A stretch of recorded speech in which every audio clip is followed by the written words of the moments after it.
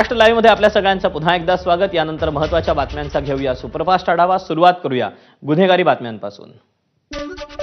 कल्याण मारहाण प्रकरणी रिसेप्शनिस्टनं साधी आरोपी झाच्या वहिनीला कानाखाली मारल्याचं उघड। रिसेप्शनिस्टनं आधी मारहाण केल्यामुळे आरोपी झा याच्याकडून मारहाण सीसीटीव्ही फुटेज समोर। कल्याणमधील मारहाण प्रकरणी गोकुळ झा आणि त्याचा भाऊ रणजित झा याला 2 दिवसांची पोलीस कोठडी। खासगी रुग्णालयात काम करणाऱ्या रिसेप्शनिस्ट तरुणीला बेदम मारहाण केल्याप्रकरणी कोठडी।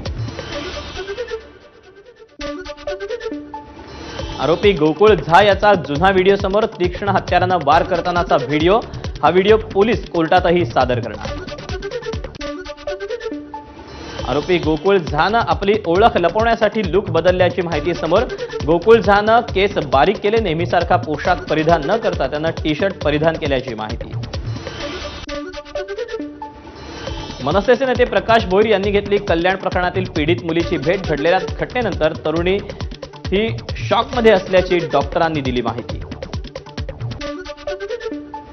ठाण्यातील शिवसेनेच्या पदाधिकाऱ्याकडून तरुणावर तलवारीनं वार। पार्किंगच्या वादातून मारहाण झाल्याची माहिती। जखमी तरुणावर रुग्णालयात उपचार। धावा संघटनेच्या पदाधिकाऱ्यांना राष्ट्रवादीच्या कार्यकर्त्यांकडून मारहाण। 11 जणांविरुद्ध गुन्हा दाखल। वाहतूक पोलीस आणि वाहन चालकामध्ये हाणामारी। भिवंडीतल्या पूर्णा इथली घटना। वाहन थांबवण्यास सांगितलं असता वाहन न थांबवल्यानं चालकाकडून पोलिसांना शिवीगाळ। वाहन चालकावर गुन्हा दाखल।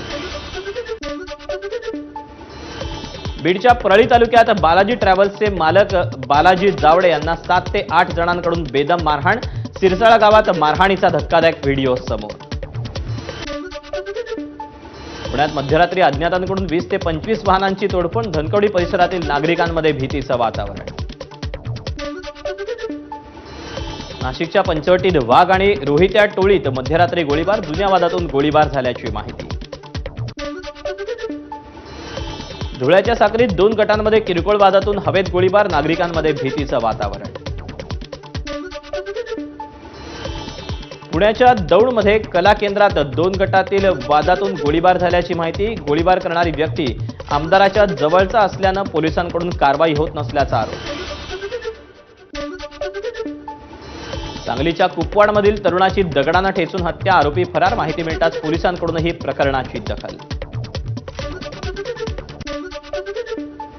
बीडमधील अल्पवयीन विद्यार्थिनीच्या लैंगिक छळाच्या प्रकरणी आरोपी शिक्षक विजय पवार आणि प्रशांत खाटोकर या दोघांना बीड न्यायालयाकडून जामीन मंजूर। भंडाऱ्याच्या साकोलीत अल्पवयीन मुलीशी अश्लील कृत्य करणारा डॉक्टर अद्यापही फरार। डॉक्टर अग्रवालच्या विरोधात पोलिसांकडून लुकआउट नोटीस जारी। यवतमाळच्या पांढरकवडा शहरात विद्यार्थिनींच्या छेडछाडीचे प्रकार वाढले। या रोड रोमियनचा तातडीनं बंदोबस्त करा या मागणीसाठी पालक आणि नागरिकांचं पोलीस ठाण्यासमोर ठिय्या आंदोलन। नाशिकमधील बांगलादेशी घुसखोरांचं गुजरात कनेक्शन। सुरतमध्ये आधार कार्ड बनवून नाशिकमध्ये आश्रय दिला जात असल्याचं समोर।